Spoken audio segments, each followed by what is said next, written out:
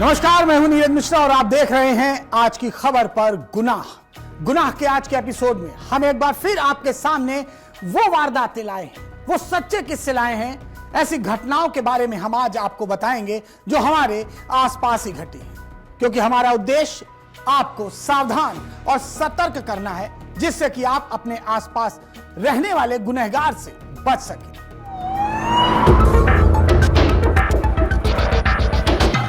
गुनाह की पहली वारदात उत्तर प्रदेश के बिजनौर से है।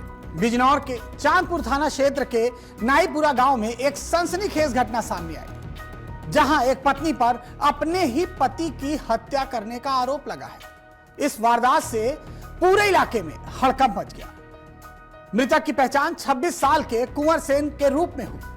पुलिस जांच के दौरान मृतक के 6 वर्षीय बेटे ने चौंकाने वाला खुलासा किया। बेटे ने बताया कि उसकी मां ने तकिए से अपने पति का यानी कि उसके पिता का मुंह दबाकर उसकी जान ले ली। मासूम के इस बयान के बाद पुलिस जांच को महत्वपूर्ण आधार मिल गया और जो गांव वाले कह रहे थे कि महिला के गौतम नाम के एक लड़के से कथित प्रेम संबंध है और आशंका जताई जा रही है कि इसी प्रेम प्रसंग के चलते ये पूरी हत्या की साजिश रची गई। हालांकि पुलिस सभी पहलुओं पर जांच कर रही है और जैसे ही हत्या की सूचना मिली, पुलिस तुरंत मौके पर पहुंच गई और शव को पुलिस ने अपने कब्जे में लेकर पोस्टमार्टम के लिए भेज दिया और महिला को हिरासत में ले लिया। लेकिन उसकी हालत ठीक नहीं होने के कारण अभी उस महिला से पूछताछ ठीक से नहीं हो पाई है। पुलिस इस पूरे मामले की जांच कर रही है और गहन साक्ष्य जुटाने का प्रयास कर रही है। यह मामला बिजनौर का है और यह बताया जा रहा है कि इस केस में जो महिला है, इसके प्रेम संबंध गौतम नाम के लड़के से थे। गौतम गांव का ही रहने वाला था। महिला और उसके पति में रोज विवाद होता था और इसी विवाद के चलते यह विवाद इतना बढ़ गया कि पति रोज रोज महिला को रोकने लगा।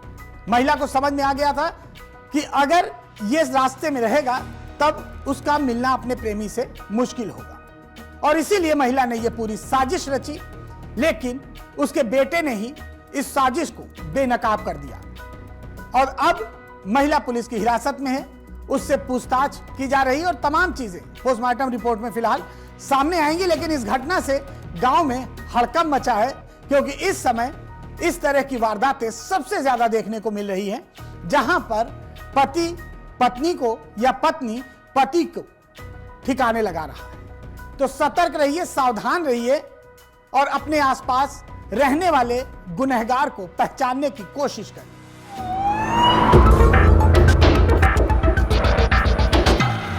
गुनाह की यह वारदात उत्तर प्रदेश की राजधानी लखनऊ से।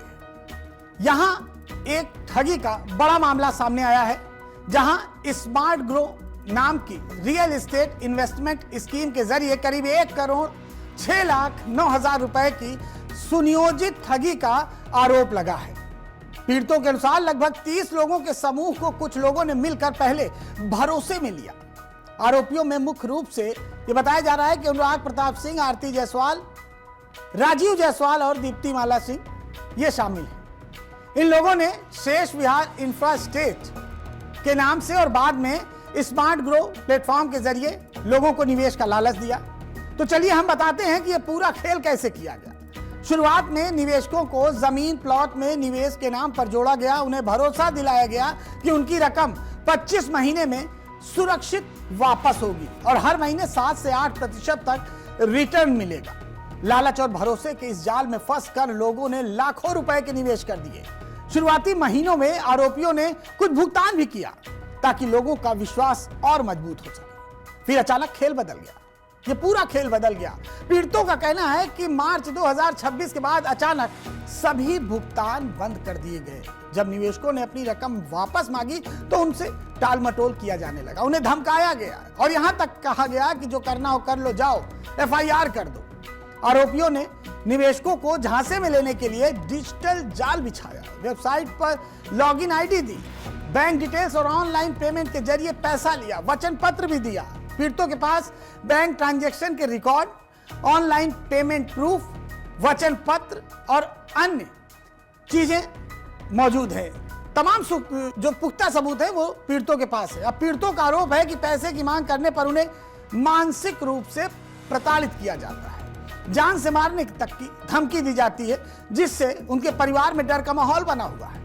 अब इस मामले में सभी पीड़ितों ने मिलकर उत्तर प्रदेश के मुख्यमंत्री योगी आदित्यनाथ से अपील की है कि आरोपियों के खिलाफ एफआईआर दर्ज की जाए, मामले की गहन जांच की जाए, आरोपियों पर कड़ी कार्रवाई हो, पीड़ितों की रकम वापस दिलाई जाए। यह मामला एक बार फिर दिखाता है कि कैसे ऊंचे रिटर्न का लालच देकर लोगों को फंसाया जाता है। अब देखना यह होगा कि पुलिस इस पूरे नेटवर्क का पर्दाफाश कब करती है।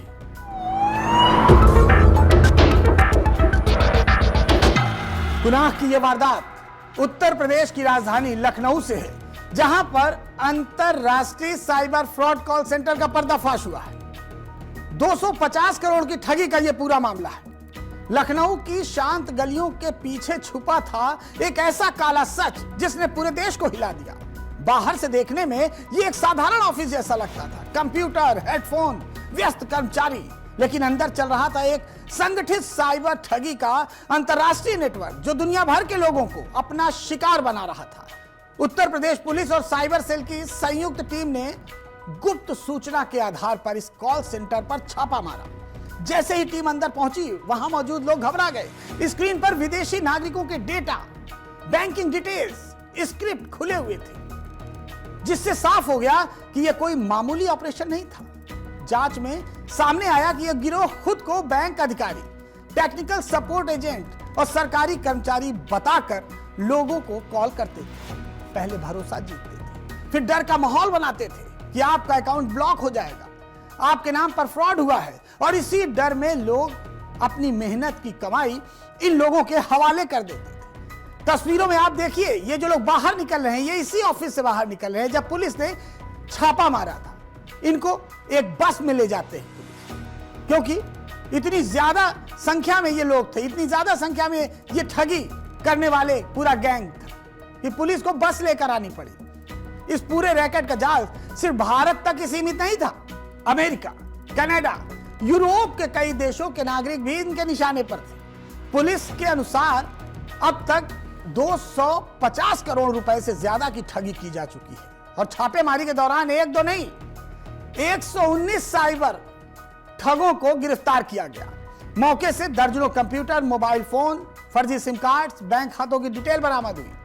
हर आरोपी की एक भूमिका इसमें तय होती थी। कोई कॉल करता था, कोई डाटा जुटाता था, तो कोई पैसे ट्रांसफर कराने का काम संभालता था। इस ऑपरेशन का मास्टरमाइंड अभी भी जांच के घेरे में है, लेकिन शुरुआती पूछताछ में कई चौंकाने वाले खुलासे हुए। पुलिस अब इस पूरे नेटवर्क के अंतरराष्ट्रीय लिंक को खंगाल रही है। यह घटना सिर्फ एक अपराध नहीं, बल्कि एक चेतावनी है। तकनीक जहां सुविधाएं देती है, वहीं उसका गलत इस्तेमाल समाज के लिए खतरा बन जाता है। जरूरत है सतर्क रहने की, अनजान कॉल से बचने की, और अपनी निजी जानकारी किसी के साथ साझा न करने की। लखनऊ पुलिस की इस बड़ी कार्रवाई ने न सिर्फ एक बड़े गिरोह का पर्दाफाश किया, बल्कि हजारों लोगों की मेहनत की कमाई को बचाने का भी काम किया है। लेकिन सवाल अभी भी बाकी है, क्या ऐसे गिरोह पूरी तरह से खत्म हो पाएंगे, या सिर्फ एक ये शुरुआत है?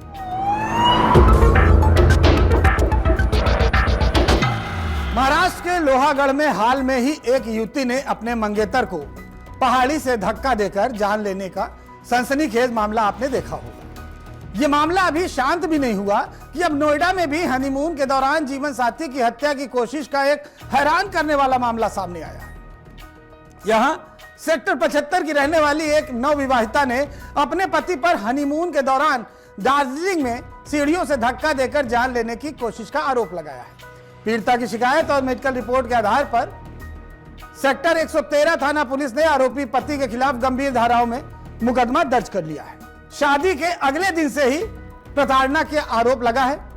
पुलिस को दी गई शिकायत में सेक्टर 75 की रहने वाली लड़की ने बताया कि उसकी शादी बीती 30 अप्रैल 2026 को हरविंदर चौहान नाम के एक युवक से हुई थी। शादी के अगले दिन से ही पति उसके साथ गाली गलौज और मारपीट करने लगा। शादी के कुछ दिन बाद दोनों हनीमून के लिए सिक्किम और दार्जिलिंग गए थे। आरोप है कि 9 मई को दार्जिलिंग के एक होटल में आरोपी हरविंदर ने पीड़िता को जान से मारने की नीयत से सीढ़ियों से धक्का दे दिया।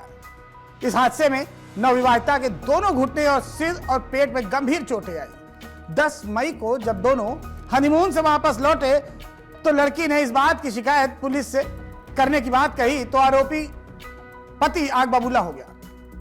उसने पीड़िता का मोबाइल तोड़ दिया, उसके साथ मारपीट की, उसे थप्पड़ मारे, घूंसे मारे और पुलिस के पास जाने पर उसे जान से मारने की धमकी दी। वारदात के अगले दिन ही आरोपी अपनी पत्नी को घायल अवस्था में ही छोड़कर अपने पिता के घर चला गया। घायल पीड़िता ने जैसे तैसे अपना इलाज कराया और 17 जून को अपना सरकारी मेडिकल परीक्षण कराने के बाद पुलिस में लिखित शिकायत दर्ज कराई। पुलिस ने आरोपी पति हविंदर के खिलाफ मारपीट, गाली गलौज, जान से मारने की धमकी और अन्य धाराओं में केस दर्ज कर लिया। पुलिस का कहना है कि मामले की छानबीन की जा रही है, आरोपी के खिलाफ सख्त कानूनी कार्रवाई की जाएगी। लेकिन सवाल यह उठता है कि इस समय जिस तरह से चाहे वो लड़का हो चाहे लड़की हो, कहीं ना कहीं ये वारदातें अब ज्यादा देखने को मिल रही है कि नवविवाहित चाहे पति हो चाहे पत्नी हो, आखिर क्यों इस तरह की वारदात कर रहे हैं। चाहे मामला राजा रघुवंशी का हो या फिर केतन का या फिर ताजा मामला ये जो नोएडा से आया है। फिलहाल इस तरह की घटनाओं से कहीं ना कहीं समाज में एक गलत संदेश जरूर जा रहा है। गुनाह के इस एपिसोड में यहीं तक। गुनाह के आज के एपिसोड में भी हमने आपको बताया कि किस तरह से गुनहगार कोई और नहीं बल्कि आपके आसपास रहने वाला ही निकलता है, और इसीलिए हमारा मकसद आपको सतर्क और सावधान करना है जिससे कि आप अपने आसपास रहने वाले गुनहगार से बच सके। फिलहाल मुझे दीजिए इजाजत और देखते रहिए आज की खबर।